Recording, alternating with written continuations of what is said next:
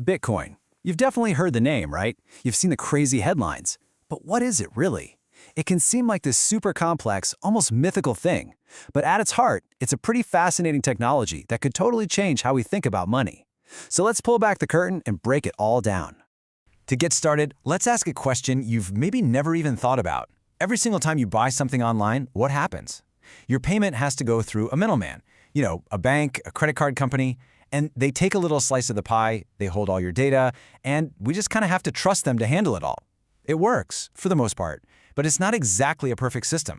And that is the exact problem that Bitcoin was created to solve. See, it's a system that's built for direct, person-to-person transactions. So instead of one big company in the middle calling the shots, it's decentralized, spread out. Instead of higher fees, the idea is to have lower fees. And maybe most importantly, you don't need to trust some third party to handle your money. So what is this new kind of money? Well, to really get it, you have to know its origin story. And believe it or not, it's tied directly to a moment of huge global financial crisis. The year was 2008. The world was right in the middle of a massive recession.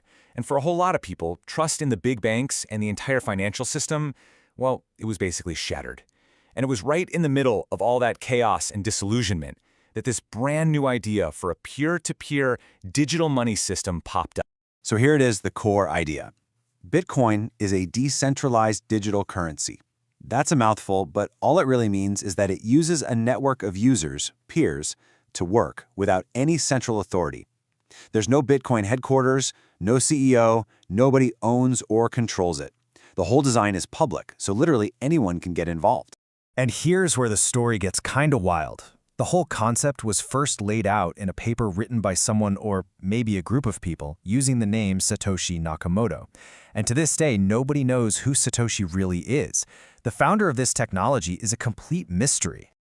Okay, so we've covered the what and the why, but how does this whole thing actually, work? Let's get into the tech that makes it all possible. It all runs on a technology called the blockchain. And honestly, the best way to think about it is like a giant, shared, public digital record book, or a ledger. Every single transaction that ever happens is recorded as a block. That new block is then digitally linked to the one that came before it, which is linked to the one before that, and so on, creating a chain, a blockchain. So, what does a transaction actually look like in practice? It's actually pretty simple. Say you want to send some Bitcoin to a friend. Step 1, you send it. Step 2, that transaction gets broadcast out to the entire network of computers all over the world. Step 3, folks called miners check it and verify that it's legit. And finally, once it's verified, it gets locked in and added to the blockchain forever. So who are these miners? No, they're not digging in the ground with pickaxes. They're basically people all over the world who are running really powerful, specialized computers.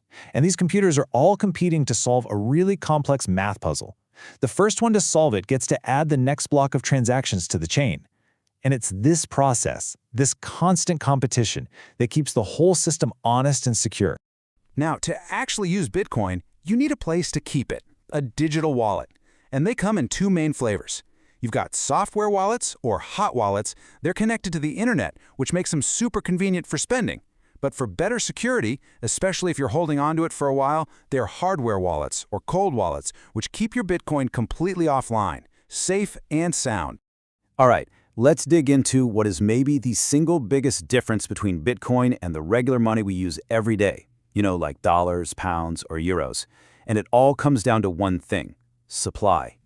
There will only ever be 21 million Bitcoin. That's it, full stop. It's literally written into the code. This hard limit, this built-in scarcity, is the reason you'll hear people call it digital gold. And this really gets at why that scarcity is such a big deal. With the currencies we're used to, central banks can just decide to print more money whenever they see fit. But as this quote explains, when you create more and more money, it can water down the value of the money that's already out there. You've probably felt this yourself when the price of, say, your groceries just keeps going up over time. So let's just put them side by side to make it super clear. Fiat currency, that's just the official name for government money like the dollar, has a basically unlimited supply, it's controlled by central banks, and you need middlemen for transactions. Bitcoin, it's the opposite on every point. The supply is capped at 21 million, control is spread across the network, and transactions are peer-to-peer. Okay, but we have to talk about the other side of the coin here. It's not all a revolutionary paradise. There are some major risks involved, and there's a huge ongoing debate about what Bitcoin's future actually looks like. And we need to be crystal clear on this point. Bitcoin is considered a high-risk speculative asset, and it is incredibly volatile. What does that mean? It means its value can swing up or down dramatically in a very short amount of time. Its price is simply what people are willing to pay for it at any given moment. I mean, just look at this timeline. It gives you a sense of the absolute roller coaster ride it's been on. In the early days, you could get a Bitcoin for about $1. Then it famously shot up to nearly $20,000 in 2017, only to come crashing down to around $3,000 the next year. These massive boom and bust cycles are just part of its story. So all of this leads to two totally different ways of looking at Bitcoin. On one side, you have people who are absolutely convinced it's the future of finance, a brand new kind of money for our digital world.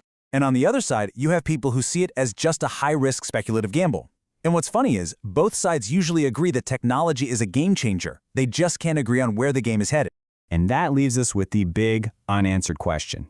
After more than a decade, Bitcoin has certainly proven it's not just some passing fad. But is it the start of a real financial revolution that will change everything? Or will it end up as a fascinating but ultimately niche experiment? The truth is, only time will tell.